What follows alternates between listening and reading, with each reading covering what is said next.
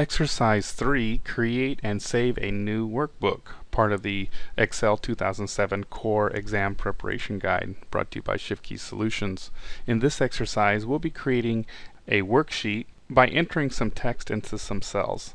So, step 1 of exercise 3 tells us to open Excel 2007 as I have already.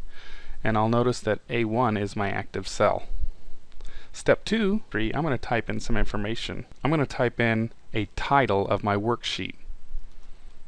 After typing this information in, I'm going to press Enter on my keyboard. After pressing Enter on my keyboard, I'll notice that my active cell moves downward. And that's something that I'll want to remember. Every time I press Enter, it moves my active cell down. Now in cell A2, I'm going to type in a subtitle. After typing in my subtitle, I'm going to press Enter twice, moving me down to A4. Inside of A4, I'm going to type in the first item of a small data set of information. And then from here, I'm going to press Tab. After pressing Tab, I'll notice that the Tab button moves me to the right. So as a review, pressing Enter moves my active cell down. Pressing Tab moves my active cell to the right.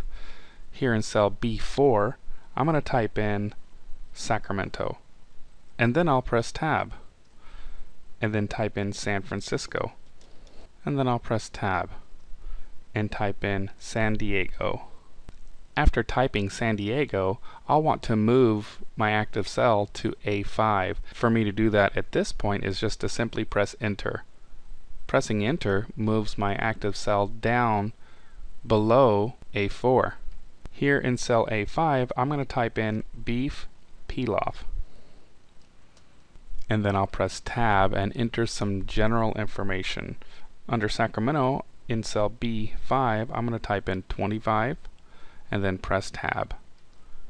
And then type 30 and Tab, and then type 33 and then press Enter.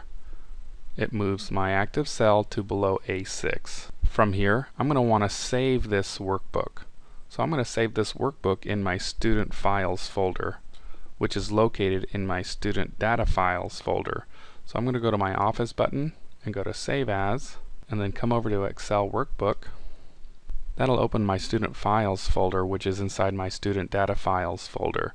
From here, I'll make sure I type in my workbook name as my first and last name, and then New Menu Items. Once I type that in, I'll click Save, and then at a glance I can look in my title bar up here and notice that the name of my workbook is now changed to first and last name, New Menu Items.